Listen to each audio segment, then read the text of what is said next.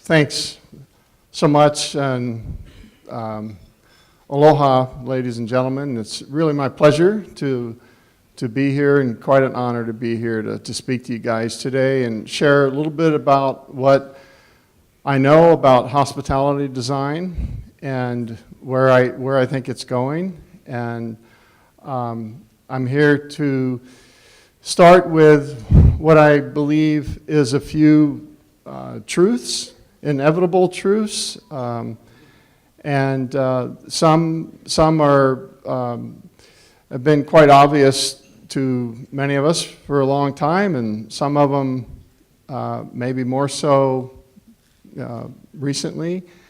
And I will explain how they relate to hospitality design, and then I'll go through a few of my projects that implement this approach to design. So, we have mostly a room full of architects, and one of the things, and I've been doing hospitality design strictly hospitality design for over 21 years, and you start to think less like an architect, and you think more like place building. We're designing experiences. We're creating experiences. We're trying to think about what the guest is thinking about, what they're seeing and smelling and feeling, and that really what drives it. It's not architecture per se. Of course, everyone wants great architecture, and we want to do great architecture, but often when it comes to, in particular, resort design, which is a lot of my focus here, is the architecture is the backdrop. You should be creating place. You should be creating a fantastic place that people will enjoy being in, and it's memorable, and so let me start with, and here's my three partners and I, and we based out of Honolulu, Hawaii, and our work in the last 20 years has been, the majority of it has been in Asia and Southeast Asia, and you'll see some of those in the slideshow. Hawaii is another paradise, and this is my first time to a.k.a. I was at KL many years ago, but it's the first time here. I hope it's not the last time.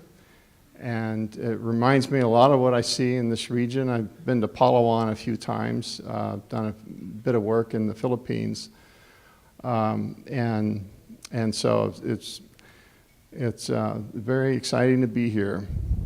All right, so first off is there's been many studies and scientific studies and other reports over the years that connect humans with nature, and a little bit more understanding of humans' innate connection with nature, and the understanding of nature's intrinsic value, and along with the instrumental value, and the need to be able to balance that instrumental value against the intrinsic value, which is where the real value lies and what we're trying to do with the tourism industry. And the realization that humans and nature and the interdependence of one another. And these are truths that have been around a long time, but I think they're truths that are becoming more relevant to us every day. There's many sciences studying this thing, so like eco-psychology, and there's studying the well-being of humans and the well-being of nature, and the theory of the interdependence of the two. And there's biophilia studying this innate connection we have with nature, and humans need to actually feel close to nature and animals and plants. And then there's, of course, the Paris Agreement in 2016. and its corresponding UN IAPCC report of the one back then in 2016, and even more so, the one that just came out just a couple of days ago. And just quite honestly, we humans are not doing enough to turn the tide of global warming. And if we don't wake up and get very serious about it very soon, the whole world's in a lot of trouble. I really appreciate that Malaysia is one of the many countries that signed the Paris Agreement. I don't appreciate that my president withdrew the U.S. from the Paris Agreement. I don't agree with just about anything my current president is doing. And that may be, you may be wondering, why is it, how is it a white man, a gray-haired white man from America is not a fan of Trump? I seem to be a growing minority.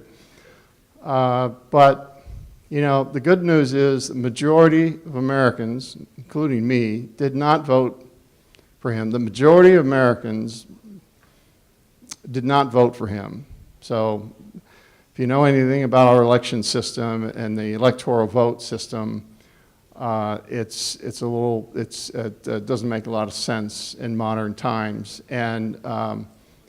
And so that's the way it is. But I travel the world, and people ask me all the time, what are you Americans thinking, electing this person to office? And the only answer I have is, well, you know, majority of us didn't vote for that man. And we have upcoming midterm elections to help change that, and also the next presidential elections in 2020.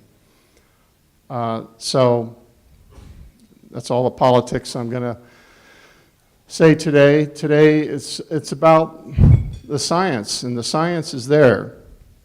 This innate connection us humans have with nature, it's not a surprise, you know, given that for over 99% of our evolutionary history, we have been very close to nature and living on the farms and coming, you know, from the ag and the land itself and working the land with our hands. It's only in the last couple hundred years or so in the Industrial Revolution that we've become more urbanized and detached from it.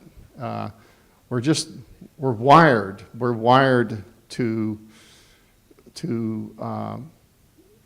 want to be connected with nature and feel good about and the well-being of being around nature and the stress release we have with being around nature.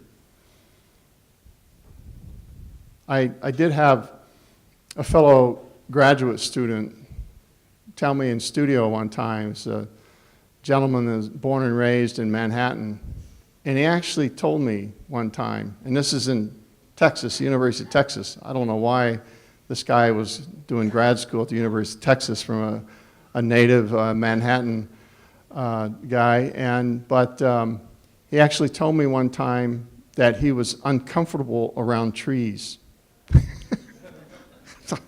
Just found this shocking, and I've never heard anyone say anything like that before nor since.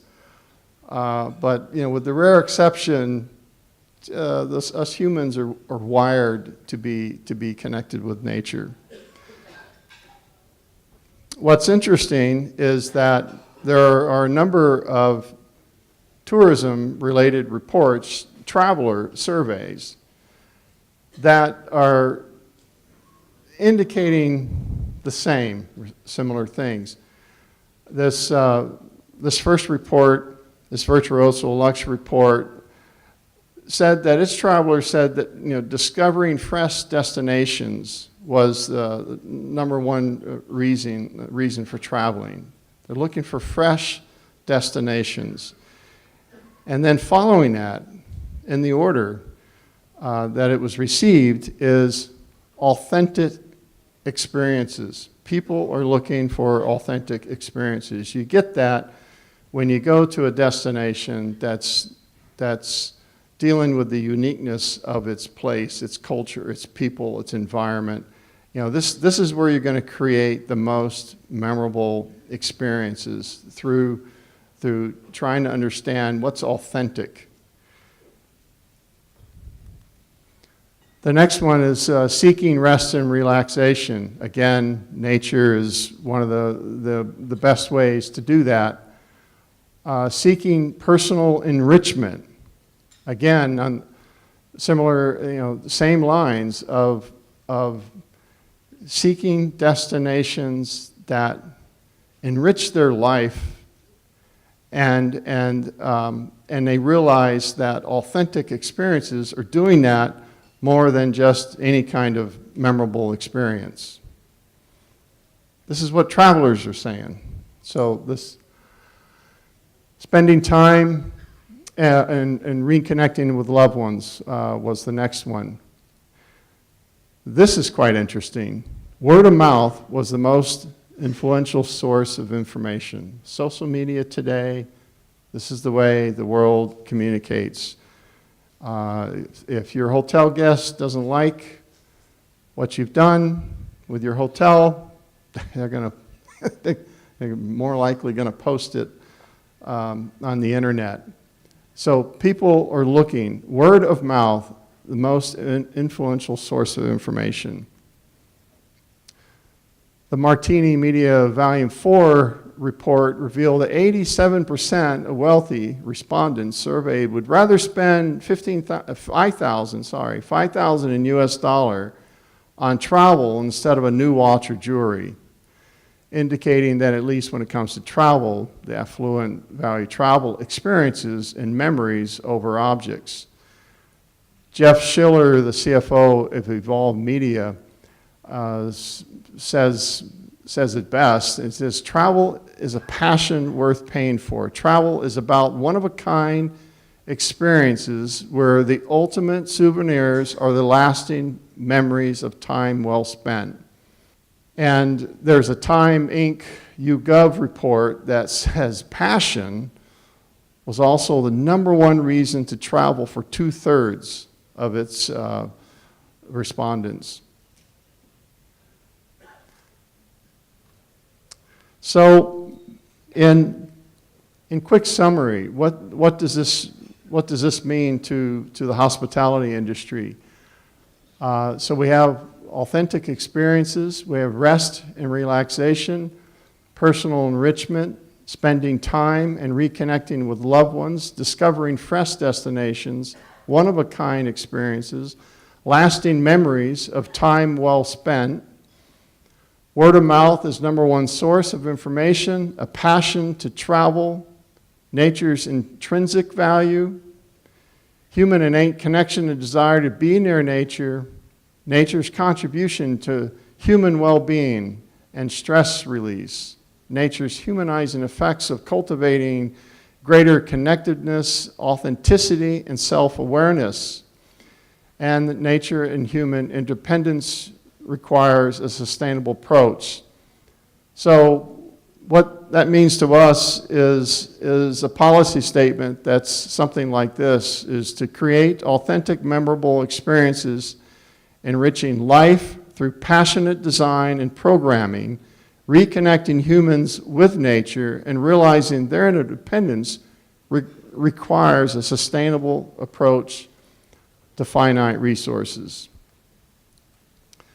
This is a design mantra that speaks to culture, people, place, and the environment in a responsible way. It's good for business, it's good for the environment, it's also what the travelers are asking for, and it's what they're going to write about. It's a hospitality design approach believing places and spaces have a spirit. And through good design, it can be a positive energy that enriches life. It's more than a place for living. It's a living place. All right? So it doesn't matter how good the architecture is. If it's not a good space, if your guests are uncomfortable, there's nothing that interests them that makes them want to stay and hang out. They want to leave. Then it doesn't matter how good the architecture is. We've got to be able to make places that have a spirit and energy about them. And if we focus on what's authentic and the culture and the people and the climate, we're in nature, we're on the right track. It's where intangibles add delight. It's where the placemaking skills focus as much on the spaces between the buildings and the spaces that are formed by buildings as the buildings themselves. And what I like to say in summary a lot is that the whole must always be greater than the sum of the parts.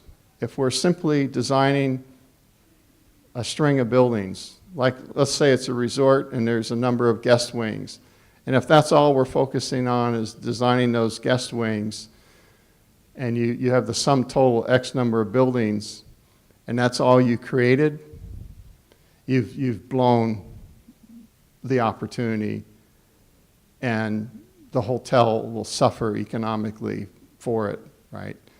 So it's our designer math we like to use. The whole is always going to be greater than the sum of the parts.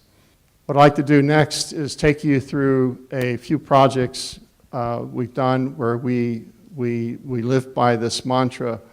And so we try to learn about place, and we spend a lot of time listening to the client first and draw later, and understanding what they're really trying to create and understanding what their guests want. And so this first one is in Tibet. The project's in Linchi, kind of east, but Potala Palace obviously became one of the architectural inspirations. The client specifically asked that we draw from some of the rich architectural history of Tibet, and there's a fair amount of it, and it starts no better than Potala Palace itself. And then one of the country houses in Linchi, and the beautiful villagers.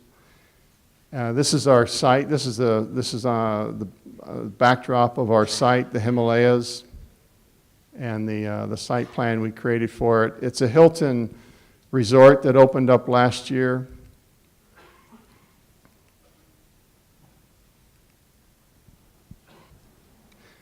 And it's an unusual destination where you have great views all the way around. Beach resort's a typical example. You show up and it's the beach, and it's the view out to the water, and maybe a sunset or something. And in this case, we had snow-capped mountains to the front, to the back, and so what we created actually kind of a side entrance. We came at the end of the longhouse, and then as you walked toward the front desk that's in the background of this photo, both sides of the lobby, these big glass walls here on both sides of the lobby open up to Snow Peak Mountains on both sides of you.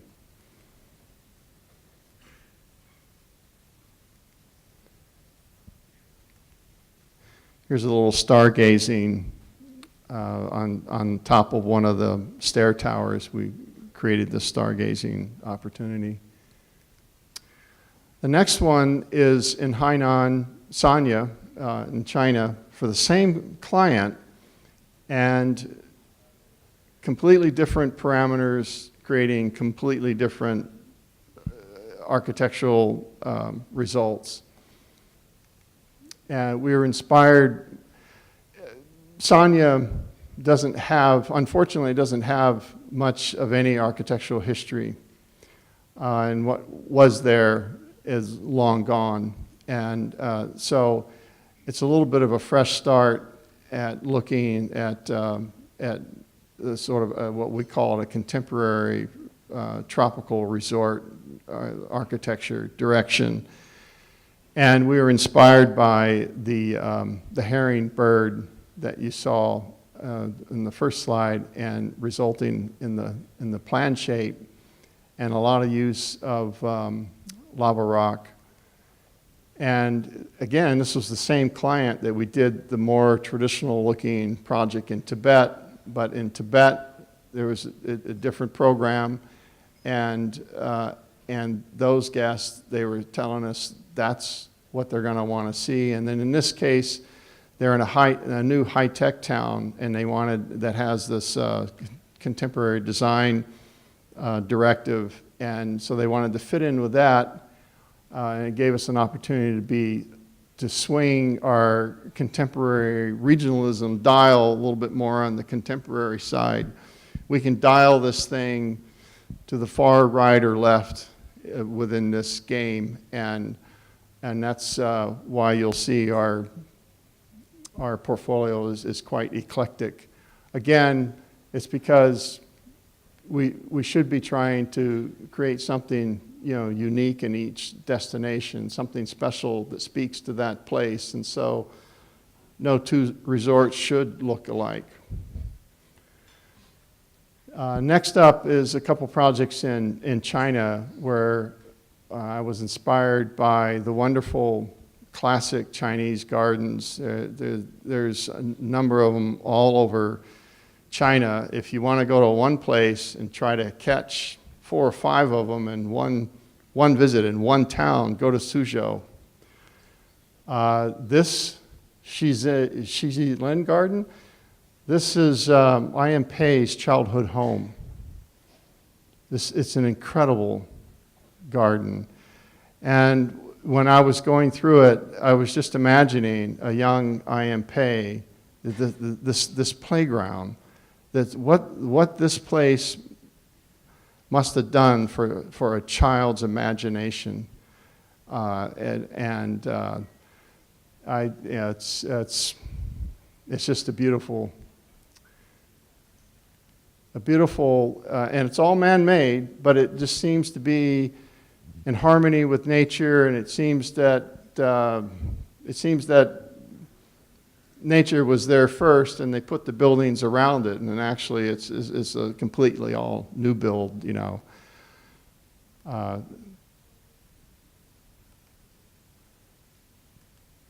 So these gardens, this one's called the Humble Administrator's Garden, and it's just a few blocks from the a.k.a. family garden. It became the inspiration for this high-end villa resort project in Kongwa outside of Guangzhou. It's 42 luxury hotel villas with 27 holes of golf. And the chairman was interested in trying to preserve the environment, and one of my first Chinese clients that was actually interested in doing Chinese architecture style, believe it or not. So, yeah, and a lot of it in China, especially in the early years, was, you know, give me something from Europe or the US or somewhere else. And then clients after a while started saying, well, how about our own culture and history? And so we jumped at the opportunity. And there was one large hill, and if we did all these villas in a big box, big house kind of villa approach, it would have just obliterated the natural environment of the hill, and there wouldn't have been any trees. So the idea is to try to break the box down into like Chinese garden pavilions, and arrange the pavilions where we create courtyards and space, and in those courtyards can grow trees up and around the building. So, for instance, this is one villa, and the double roof pavilion, which is higher in the hierarchy, is the living and dining room, And then there's 2 bedroom pavilions, one on either side. And the courtyards between these pavilions give us this opportunity to grow trees and things. And this picture was taken within less than 2 years after it opened, and the trees were already taking over the site again, and you're left with seeing some roofs and some trees. There was also an 80-unit boutique hotel connected to it. This was the presidential villa. So the villas were 200 to 800 square meters, rather large vacation villas, and the presidential villa was 3,000 square meters. It was a boutique hotel within the boutique hotel, its own little mini conference center and 12 different suites associated with it.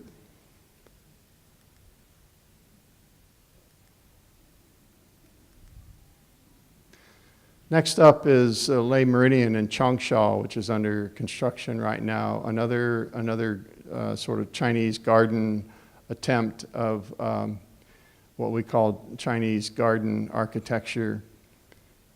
And one of the villas, and then the main hotel that sits on this lake with these beautiful rolling mountains in the background.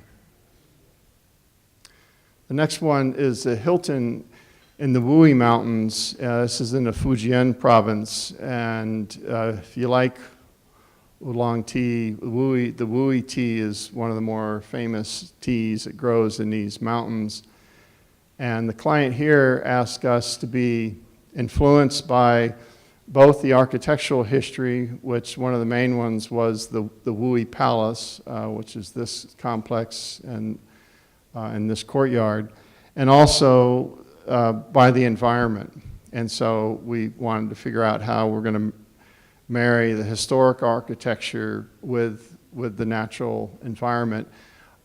This courtyard became the main inspiration for our entrance courtyard. And architecturally, what we did was take the classic Chinese roof that begins to curl at the corners and compound curve it back down. So in the end, we have a series of undulating, like the rolling hills and mountains and that surround this site. And the organization of the main building, the lobby building, the hierarchy and the ordering of the bays, very much like the traditional buildings. The next project's in Haitang Bay, and also that's a little part of Sanya and Hainan. And this was for a very large power company in Beijing, and they wanted this project to be palatial, grand, big, and in some ways bigger than it needed to be. Like the lobby, had to be the biggest lobby in Sanya. I kept designing a big lobby, and they said it's not big enough.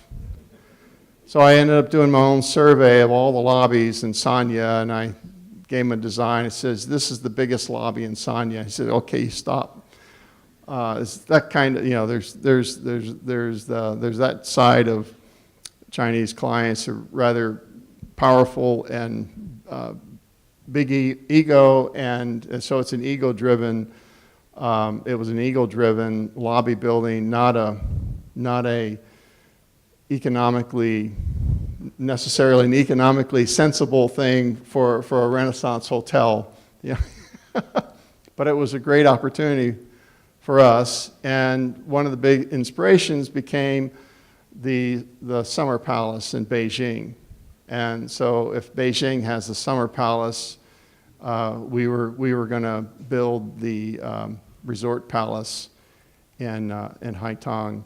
So we were, again, interested in Chinese buildings and their courtyards, and in particular, the Summer Palace in Beijing has this color roof.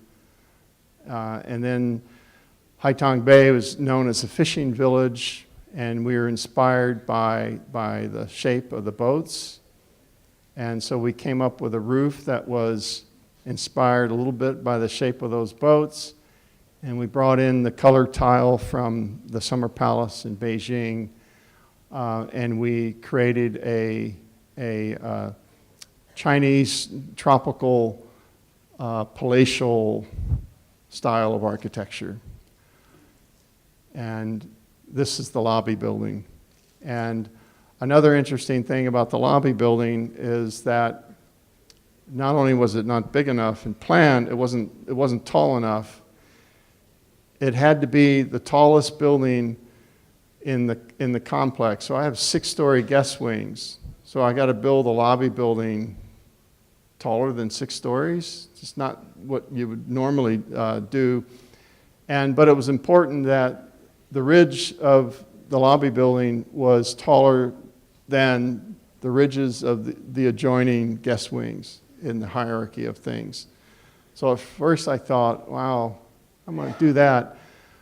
So I ended up putting the presidential suite up on the top floor. So the entire top level of the lobby building is it's like a 1,600-meter presidential suite. And when it was built, it was one of 3 that were certified by the Chinese government to be for head of state use.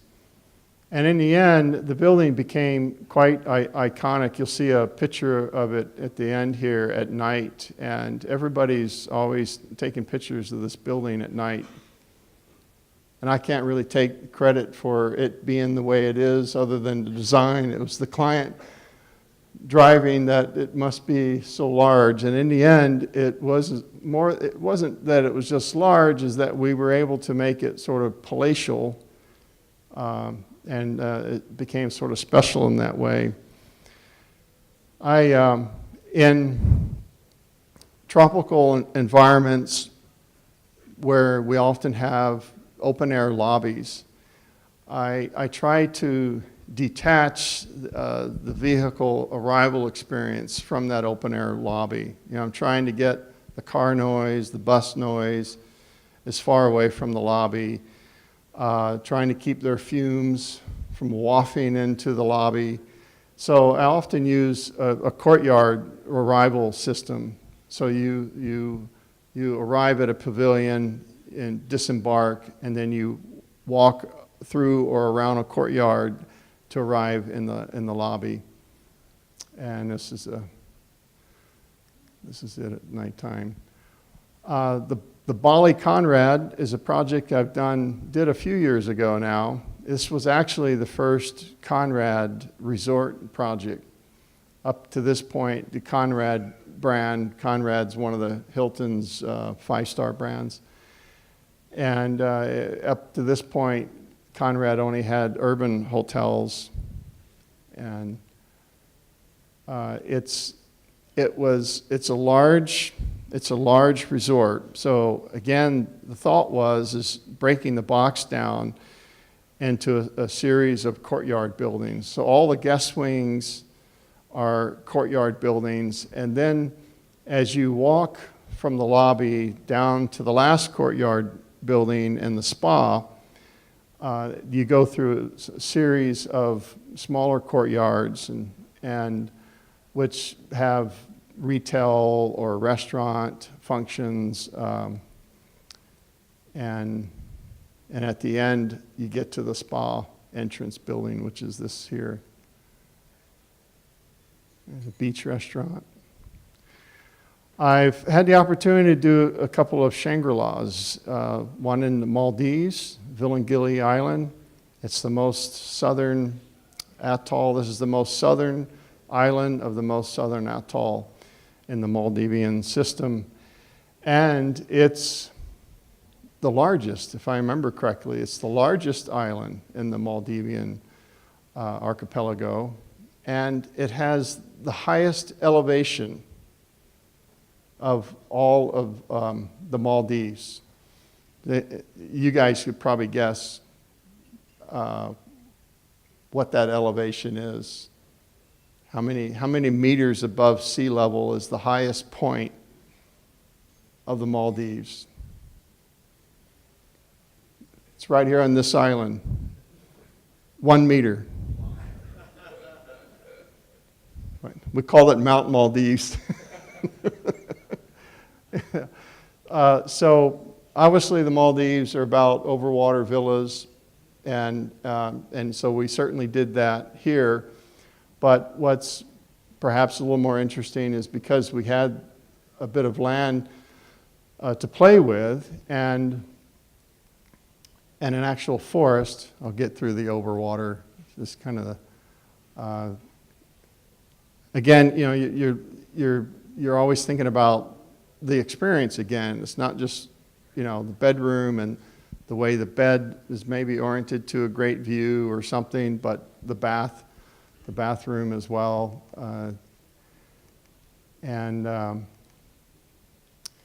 Anyway, you don't expect anything like this in the Maldives, and it actually has a small forest.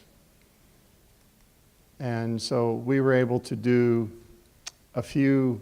This is still a beach one, but we were able to do a few that were tucked in just off the beach with their carved out little views to the ocean that were hovering up a little bit into the treescape, like a pseudo treehouse, and that's the beach bar.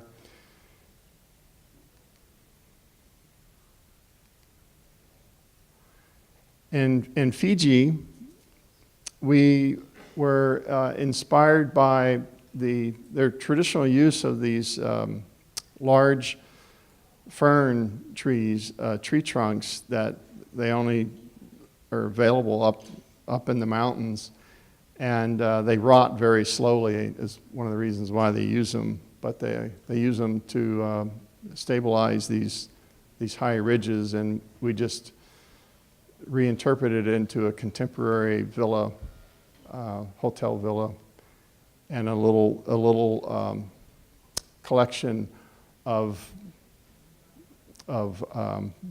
buildings to create a village lobby experience. Instead of just a big lobby building, we broke down the functions and put the various functions in different pavilions.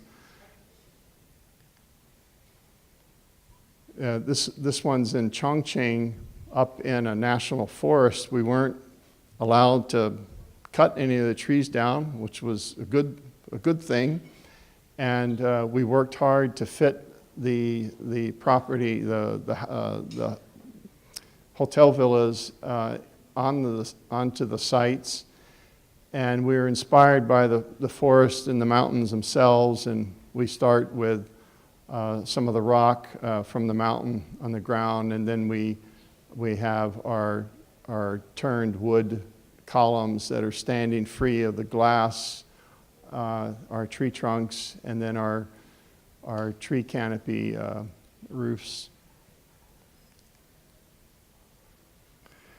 Shangri-La Boracay is the first of the Shangri-Las I did, and a very special site.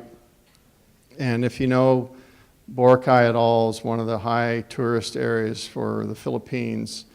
There's a really long beach it's quite famous for, and it's been kind of junked up over the decades. And you might recall in the news that the president actually shut the island down to clean it up for 6 months, and I think it's reopening or has reopened. I think it's been the 6 months. This property is off that strip, and it's on the north end of the island, and it has these two private beaches, and it was 205 keys, and the approach was to try to break the mass of it again down so that it would better fit into the environment, and feel a little bit more like a boutique hotel, if a 205 key hotel could be called such a thing. The site was so beautiful, my first impression was, don't screw it up. And we worked hard to preserve all the significant trees and all the not so significant trees, and it was smaller scrub trees that we worked around and removed, and the trees themselves became the inspiration for the lobby column design. This is my forest. And then we used kind of a boutique hotel method of checking in. We have 1, 2, 3, 4 sit-down check-in stations. And again, it's an open air, so I detached the porte cochere drop-off, and you walk up, it's about 30 meters from there. You walk through a water courtyard to the lobby building, and when you get to that lobby building, there's big ocean view greeting you. And this is that walk in the background. Over to the left is the porte cochere. You get out and you walk, you parade down along these columns to my left here, and you're crossing over this water courtyard where we have these floating glass retail pavilions, and underneath all this is back of house and conference center.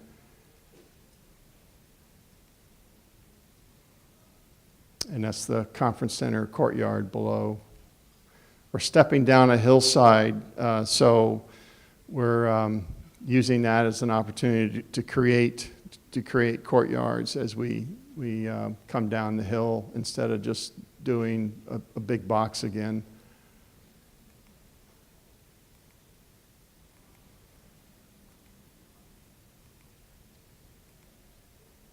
There's several different villa types, and again, because of the terrain.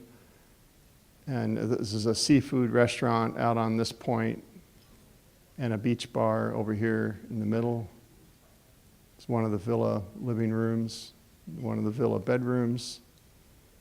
This is the presidential suite living room, and this is a panorama of that suite with its own private view to the ocean. These sort of pseudo tree houses were an interesting story in themselves, and we often in concept design are trying to push the envelope of what the client is thinking of doing, and really testing the waters with them. And the Shangri-La group is it's a fairly conservative group. They don't do real crazy stuff normally, and the chairman that I worked with at the time, a wonderful gentleman, but they were pretty adamant. They wanted all the villas to be on one level, and in an ideal world, in the hotel villa market, one level villas sell better than 2-story villas. That's well known. But when you have such a steep site, it's kind of impossible to do 1 story. You end up with such an overhang of the deck. You're either going to cut the hill too radically, or you're going to cantilever or project out beyond the hill too much. And once he understood this, he was a little more open to multi-level, like a 2-story villa. And and then I thought on the steepest parts of the property, I couldn't even do like the 2-story villa I was showing a few slides earlier. And I thought, well, what if I did this sort of treehouse-like It's not a tree house, but it's 4 independent columns. So there's only 4 columns that support the whole structure and tie back to the hillside. So it minimizes the the foundation, the footing work to the landscape, and it really pushes the villa up into the tree branches. So it kind of feels like a tree house. And I thought for sure he's never going to go for this, but this is what we do in concept. We test what they're willing to do. And oddly enough, he liked it right away. It was his favorite villa, and it's every guest's favorite villa.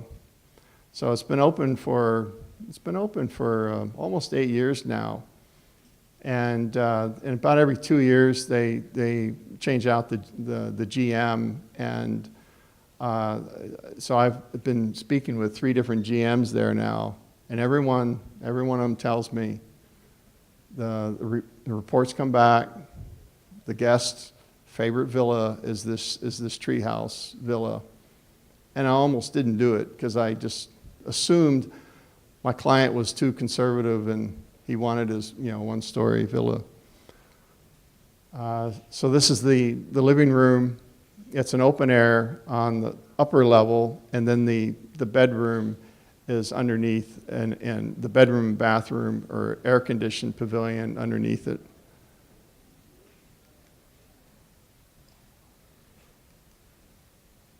This is the bedroom.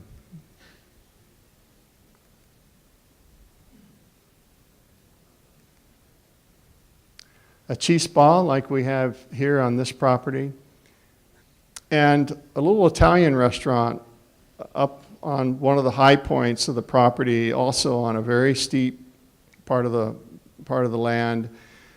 And what we typically did with all the villas and this restaurant is, once we site planned it and we generally had a sense of where we wanted to place a building, we had the trees surveyed on each of those sites. I mean, it's impossible to do a tree survey for this entire property. There's thousands of trees.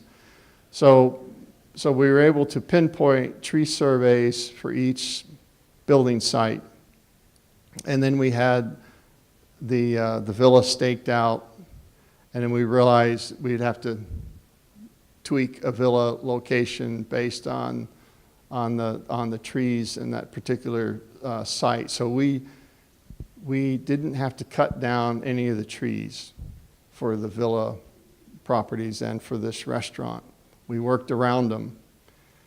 And one of the compliments that I appreciate the most, that really makes me feel good inside, is that the guests tell the GMs that they assume this property is either very old and these mature trees have had a chance to grow and mature, or they went to great expense to bring in these mature trees.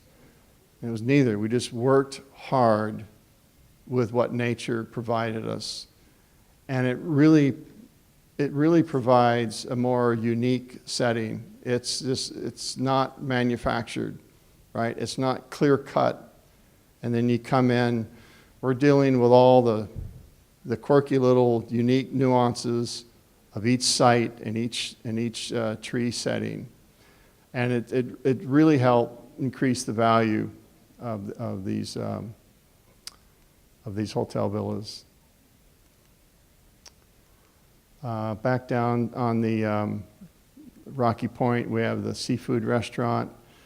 It's a very popular bar that's associated with this restaurant for sunsets.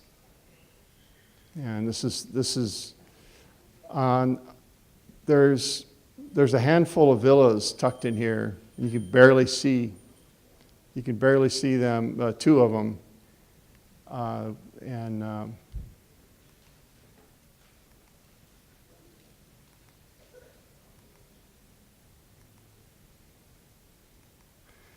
They do a lot of wedding business. There's enough property and enough space that was created to do 2 weddings a day. And they have 2 different zones on this property, and then one of them is here in this amphitheater setting. Some newer things we're working on in Palau. It also includes some overwater. Some newer things in Sanya. You've seen a number of things a little bit more traditional looking, and again we dial this to be very contemporary, but tropical in its sense of open air. And the entire living room pavilion is surrounded by water in these peyote columns. And we're currently working on this one on Maui in Hawaii. And we're inspired by the Maui legend god. The Maui god with a fish hook grabbed the mountains out of the sea and threw them up onto the land as it goes. And so we took the bioforms of the mountains as inspiration for the new lobby building and conference center complex in this design. And our white layer of covered walkways or horizontal layers are cloud layer that's intersecting the mountains. And then there's a beach bar and restaurant, and the client wanted specifically a navigational theme, a Hawaiian navigational theme, and so this is the Hawaiian canoe, and with its manu extended up, extruded up to create a column. And then something quite confidential that I just quickly share with you that we're doing in the Middle East, and there's this project's been in the news. It's kind of public knowledge. I'm just not supposed to be able to talk about it yet. But and you'll hear more about it in the next year or two. But the inspiration of this, the design of the master planning and the architecture for this island is all inspired from the coral, the different forms of coral that you find on this property. And it's wonderful dive sites, and so the roadway planning and the building planning and the building architecture is all different forms of coral, and then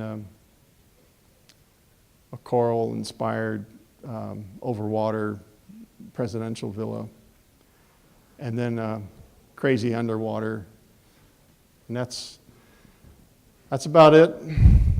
So again, thanks guys.